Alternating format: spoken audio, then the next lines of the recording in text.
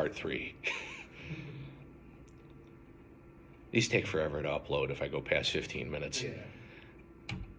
All right, so circuit courts, they have original jurisdiction. That means most every matter, it just gets referred to the circuit court. They're ordinary trial courts. You go there, you adjudicate traffic matters, misdemeanors of very minor nature. You know, not I set fire to my neighbor's lawn. That would be referred up probably to a, you know. That's arson. Yeah, that's Misdemeanors are under 365, so it's yeah. stuff. Yeah. So court cases mostly always, I should say, begin in circuit courts, and then if the defendant or the prosecution doesn't like the result, they can go to the appellate court. So good old JB lost the mask appeal. He got appealed up to the appellate court. Oh, they tried. They went through it? They went through and tried it? Yeah, they did, and that it didn't hold. Cool. I thought they were just trying to build a case like currently. I didn't know that they already tried against it. And the appellate court struck it down too. Oh, yeah. So they're going to the Supreme Court now. Yeah. We'll see how that goes. Well, yeah, we will. I don't know. The higher up. They the seem more connected he is with them. They seem to me to be pretty conservative people. So okay. I don't know who would. Democratic, Yeah. They on the Supreme Court, but maybe they're like old school moderate. No. Yeah. They may be, but again, the judiciary should be independent. Their political affiliation shouldn't matter. I would be in favor of a measure, personally speaking, where judges have to resign their membership, if they do have a membership, in their political party before they go on the bench. That's why I like Barrett, actually, U.S. level, because she's like a constitutionalist. You know what I mean? Like everyone's like, oh no, she's like a hardcore Republican, but she's more like, she cares more about the Constitution than like the, you know what I mean? Yeah. By the party, or any party. No, that's what I liked so much about Scalia. Didn't care if he pissed off the Republican Party or not. Yeah. Are you old enough to remember Scalia? I don't think so. No, he was a judge on the U.S. Supreme Court. He kind of pioneered. He didn't exactly pioneer it, but he brought it back. This concept of judicial review, not judicial review, excuse me, originalism.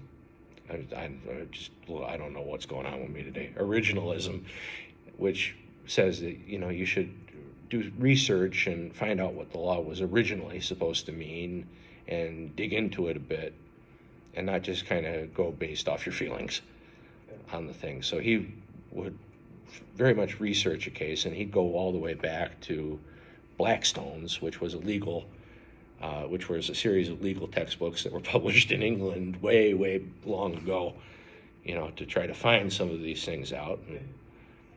What do we do with the whole Magna Carta?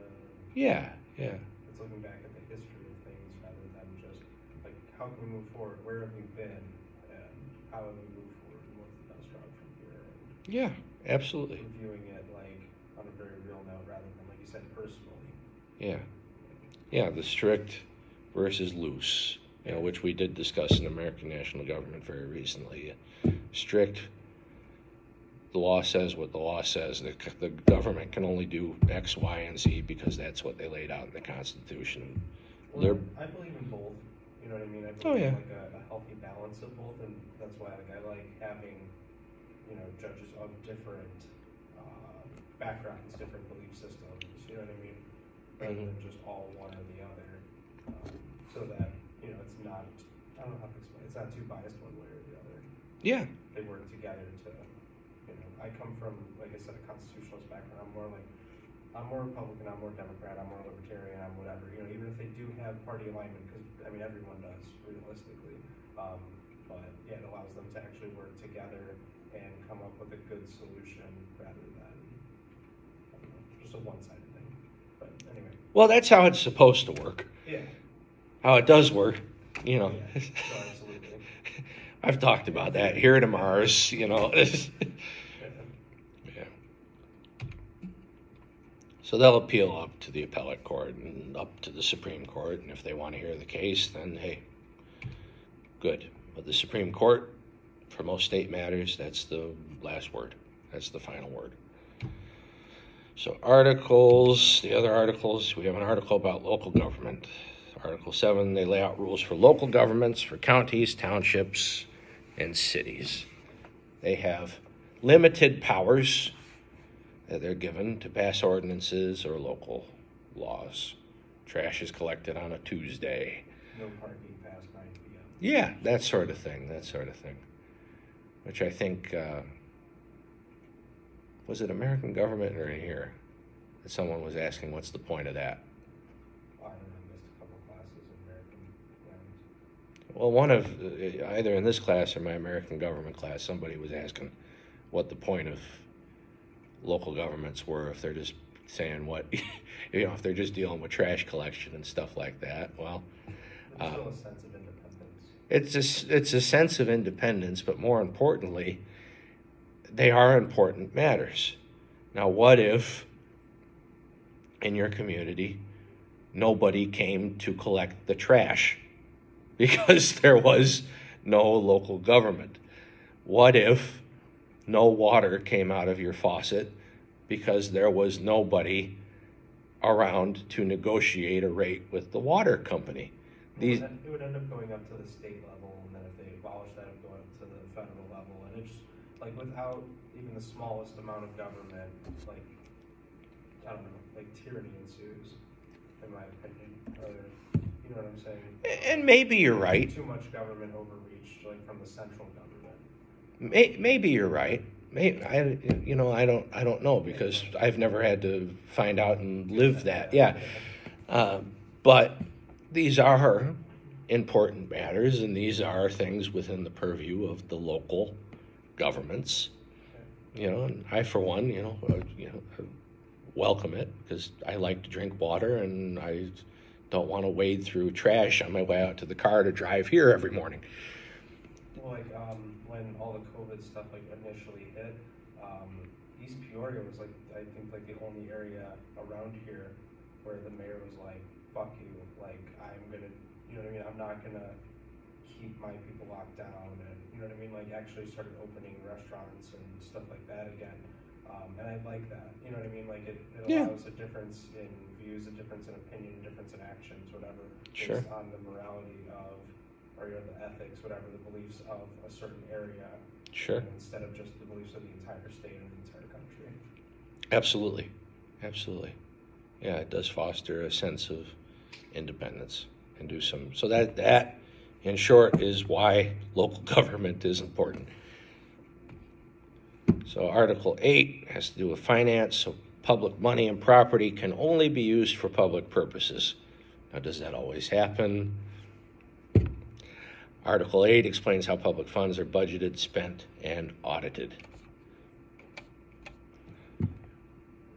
Article 9, revenue. So the state can collect money from the people through taxes on property, income, and sales.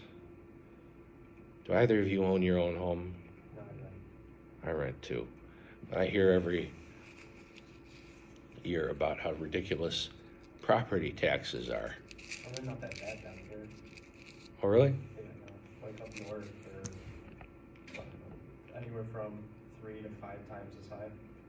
More. I think like in some parts of like the inner city, nicer areas and stuff, it's like 10, 13,000 a year or something like that in property taxes.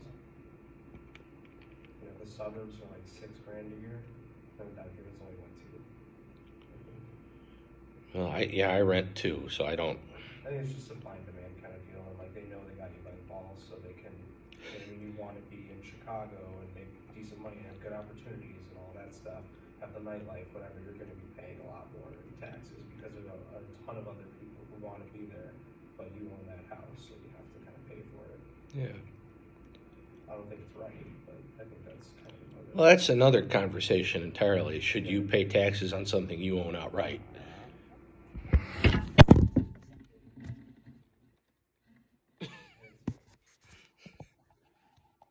Sorry, the computer fell over again. Well, for those of you at home, watching at home, if, if you maybe want to ask your parents, or you do own your own home, about property taxes and how much you have to pay, and if that's gone up in recent years, that's a discussion I'd love to have on Wednesday. So education. You get nominally free public education through high school. I seem to remember having to pay a whole bunch of fees and things like that, so I don't know. Yeah, I was paying for my own books. Mm-hmm. Freshman year, it was like few $100s for stuff. Yeah. That's about it. I mean, there were definitely fees. Oh, yeah. I was in the marching band, so. Oh, okay. I mean, there was. Extracurriculars. The extracurriculars, I don't think that doesn't apply. They're not covered in this, but. Yeah. But paying for lab fees for biology class and things like that. You also get what you give, you know what I mean? You get what you pay for. Yeah. If you're getting a free education. Most public education sucks. Yeah. Not all, but. I went to a world class, well, not world class, but it was a pretty darn good high school, Victor J. Andrew, up in Tinley Park. Oh, Tinley Park? Mm-hmm. Okay. That was a pretty darn good education. It's a nicer area over there too. Yeah. They probably care more about the education. They might be allocating the funds towards the right things.